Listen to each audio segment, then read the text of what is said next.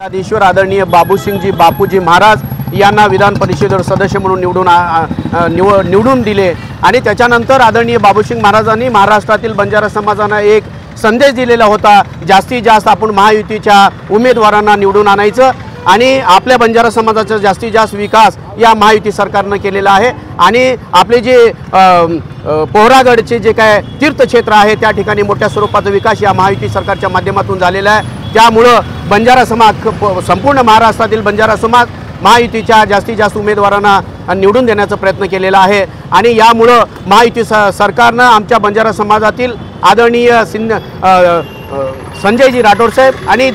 निलयजी नाईक साहेब यांना मंत्रिमंडळामध्ये स्थान देऊन मोठ्या स्वरूपाचा आमचा एक मान उंचावण्याचं काम या महायुती सरकारने केलेलं आहे आणि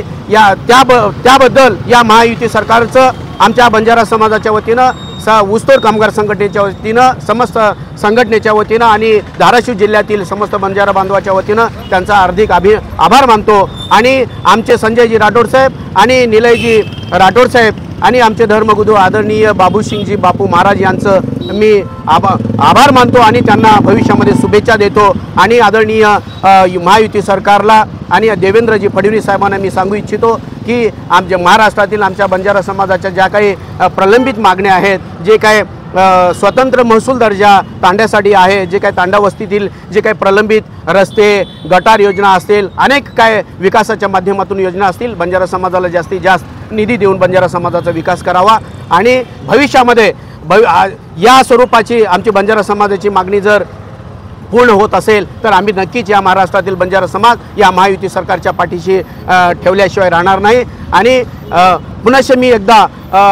देवेंद्रजी फडणवीस साहेबांना एक मागणी करू इच्छितो की महाराष्ट्रातील ऊसतोड कामगारांचं जे काय पाठीमागच्या काळामध्ये प्रलंबित काय विषय राहिलेला आहे, ऊसतोड कामगारांच्या नोंदणी संदर्भात काही निर्णय झालेला नाही आणि ऊसतोड कामगारांना कुठल्याच प्रकारच्या योजना मिळालेल्या नाहीत, तर देवेंद्रजी फडणवीस साहेब आणि सामाजिक न्याय विभागाचे जे काही मंत्री महोदय शेडसर साहेब आहेत त्यांनी नोंदणीचा विषय मार्गी लावावा आणि त्यांना योजना द्यावा आणि कोणत्याही स्वरूपामध्ये जे काय अपघाती मृत्यू पावलेले जे काही ऊसतोड कामगार आहेत सरसकट त्यांना प्रत्येकी 10 लाखाची आर्थिक मदत द्यावी, एवढंच मी विनंती करू इच्छितो आणि अपेक्षा करू इच्छितो। आणि या ठिकाणी आज जे धाराशिव जिल्ह्यामध्ये जे काही आनंद आम्ही साजरा केलो, या महायुती सरकारने दिलेलं बंजारा समाजाला एक मोठ्या स्वरूपाचा न्याय दिलेला आहे, त्याबद्दल आम्ही या जिल्ह्यातील आमचे सचिन राठोड जे काही आमचे बांधव आहेत, जे काय ग्रामपंचायतीचे सदस्य आहेत यांच्या वतीनं आणि मी वैयक्तिक स्वतः सुरेश पवार यांच्या वतीनं आम्ही शतशः आभार आहोत आणि आमच्या आदरणीय संजयजी राठोड साहेबांना आणि निलय नाईक साहेबांना आणि आमचे धर्मगुरू यांना देखील आम्ही पुढील काळासाठी शुभेच्छा देतो। एवढंच बोलून माझे 2 शब्द संपवतो। जय हिंद, जय महाराष्ट्र, जय शवालाल शवा की संजयजी राठोड साहेबांचा, आदरणीय देवेंद्र फडणवीस साहेबांचा, आदरणीय शिंदे साहेबांचा, आदरणीय अजितजी पवार साहेबांचा।